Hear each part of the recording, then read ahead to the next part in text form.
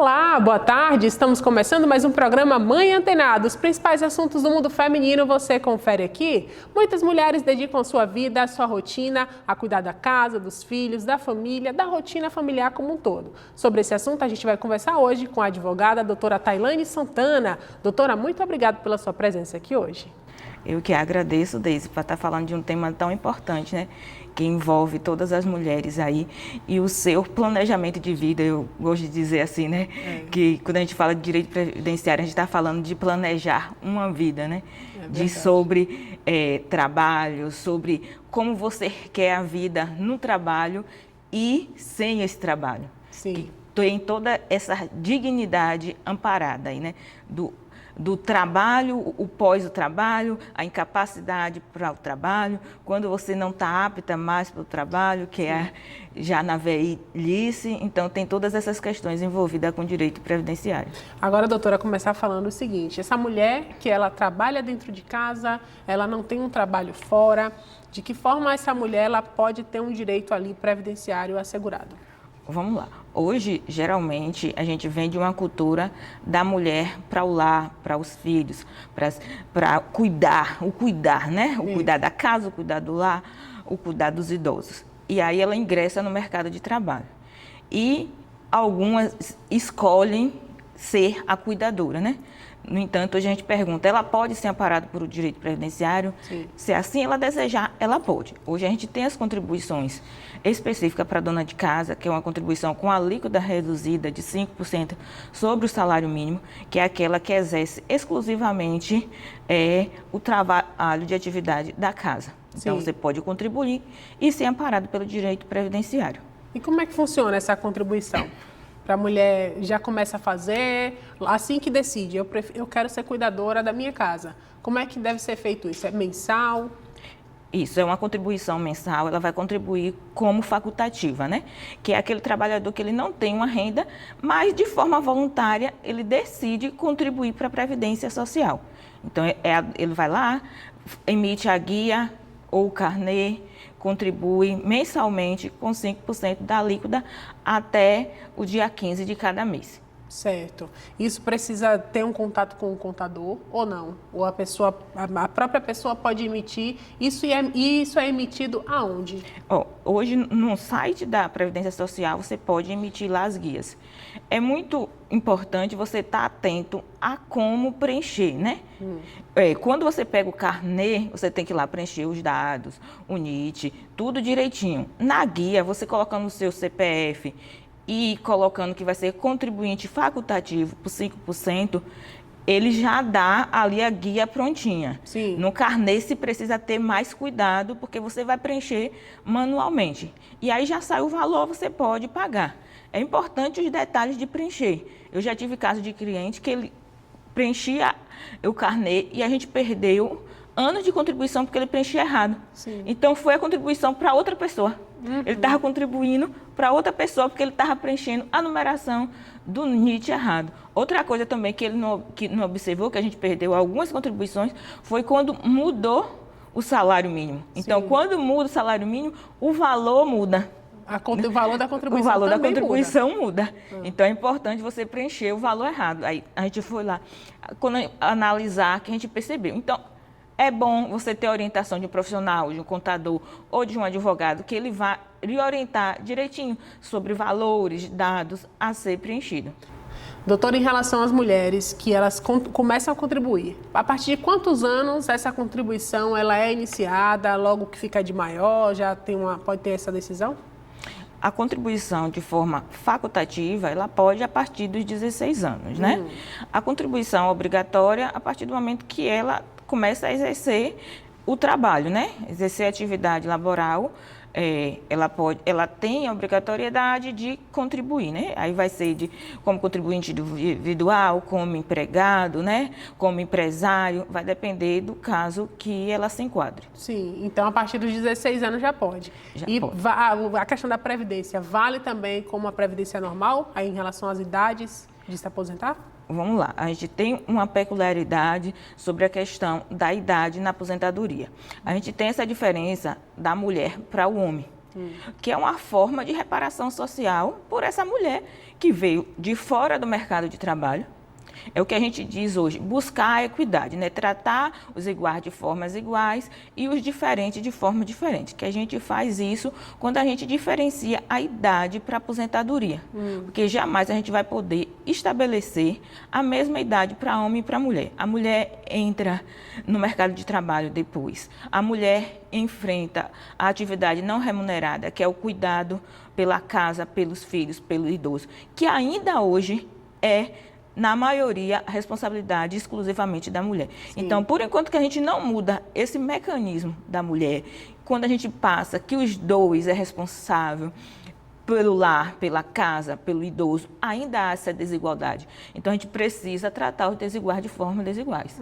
Em 2019, a gente teve um baque aí com a reforma da Previdência, que a idade urbana, que era a diferença de 5 anos, diminuiu para 3 anos. Sim. Na rural, ainda a gente continua com a diferença de 5 anos, né? A mulher com 55, o homem com 60. No caso de professor, também ainda essa diferença. Mas a gente reduziu aí um pouco em 2019 com a reforma, mas ainda é necessário esse tratamento desigual para a gente alcançar a igualdade, né? Agora, doutora, em relação, por exemplo, a senhora falou, a gente tem uma jornada tripla. Por exemplo, a mulher trabalha no mercado formal, mercado de trabalho, e ela tem essa jornada em casa. Pode haver duas contribuições aí ou não? Pode haver várias contribuições, dado que você exerça mais de uma atividade. No entanto, quando você for receber o benefício, sendo todos num regime geral, que é o regime do INSS, que a gente chama, vai ser um benefício só pelo INSS, né? Sim. Dependendo do tipo de benefício ali. Então, ele vai receber um benefício. No entanto, essas contribuições, o valor das contribuições são somadas até o teto do INSS para o cálculo do benefício. Qual é esse teto máximo para a pessoa poder receber? Assim, esse teto ele é alterado anualmente, conforme a alteração do salário mínimo. Em 2026, ele está na faixa de 8.401 frações aí para 2026. Então, você contribui até esse valor para entrar no cálculo. O valor que você ultrapasse, ele já não entra no cálculo do benefício. Sim. E agora, para o teto mínimo, é um salário mínimo, normal? Isso, um salário mínimo. E a contribuição?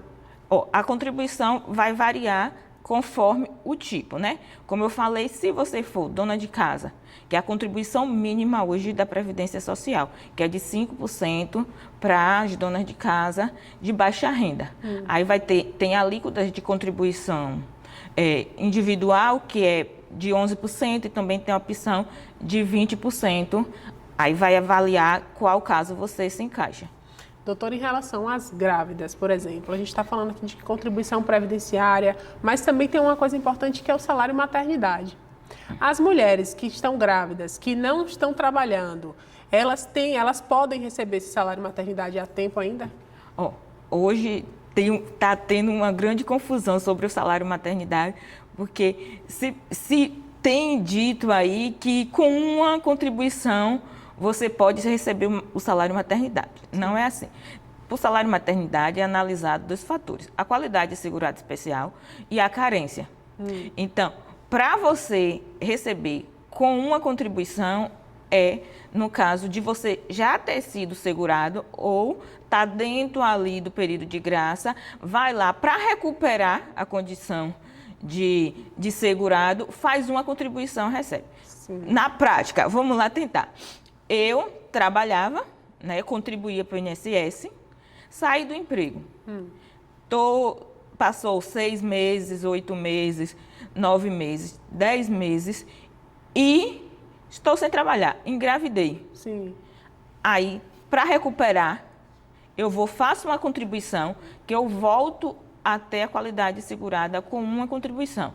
Mas ali eu estou dentro desse período de graça, que a gente chama, né? Para recuperar essa carência. Mas se eu nunca contribuí, nunca trabalhei para ter essa contribuição no INSS, nunca contribuí de forma facultativa, não tenho nenhuma contribuição. E também não sou segurada especial, que é rural. Sim. Então, não me enquadro em nenhuma das hipóteses. Engravidei, se eu fazer uma contribuição, eu posso garantir o salário maternidade? Não.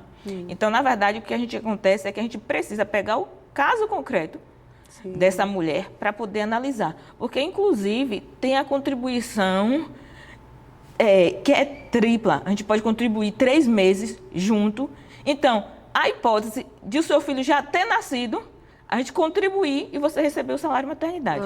Mas isso a gente só consegue verificar analisando o caso concreto da mulher, para ver em qual situação ela se encaixa. Certo, a senhora disse uma segunda situação. A mulher não está trabalhando, e então se tiver uma contribuição de pelo menos 3 meses, nesse caso, avaliando, possa ser que consiga.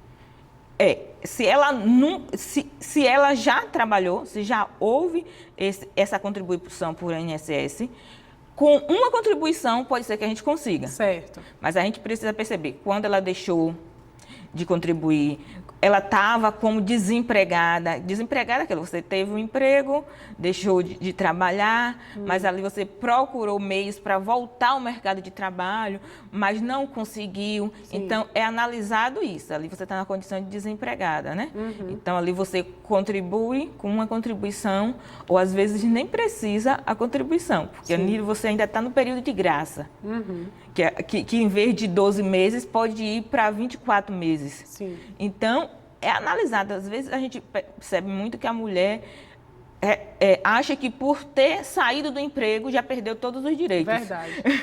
E isso é mito, não é? Muitas mulheres deixam de ser amparadas pela Previdência, pelo INSS, por falta dessa informação. Então, é sempre importante de você analisar a sua situação concreta, para saber. A mesma coisa é a dificuldade da mulher rural, né?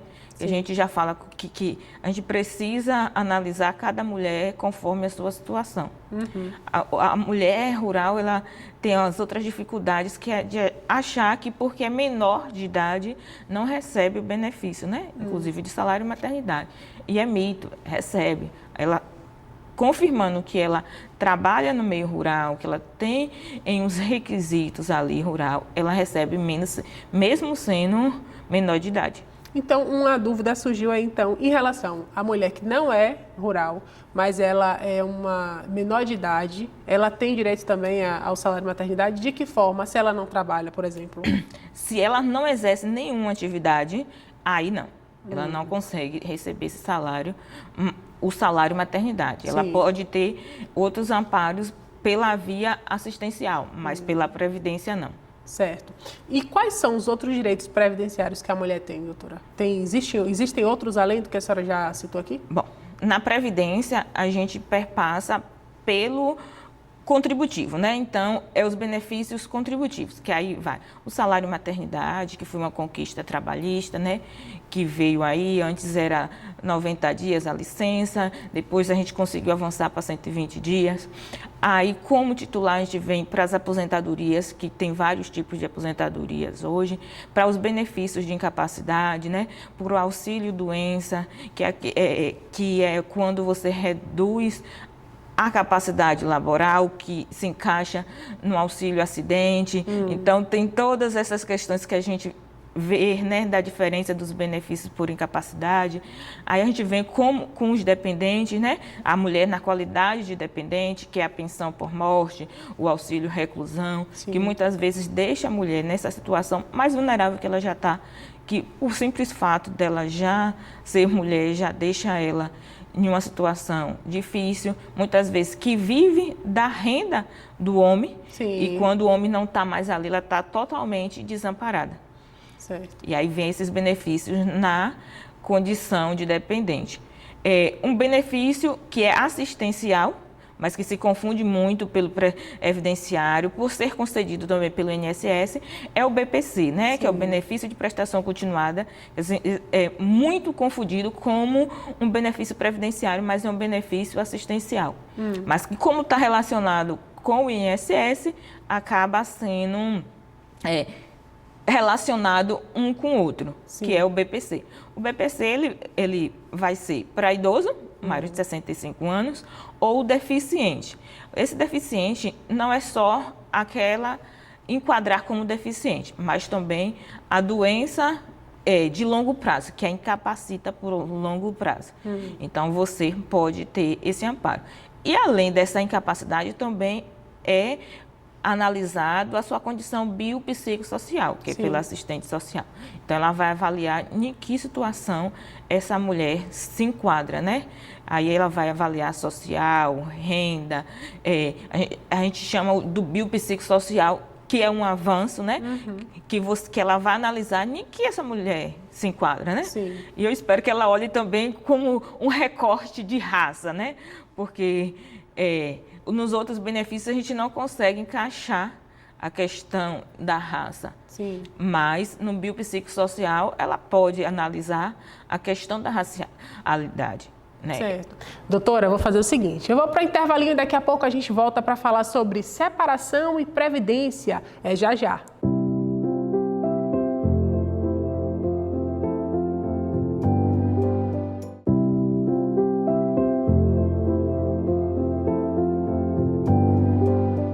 Estamos de volta aqui com o nosso programa Mãe Antenada para saber da doutora o seguinte, doutora, em relação à mulher que se separou, qual direito previdenciário ela tem? Esse tema foi meu tema de TCC, da especialização. Então, é uma paixão.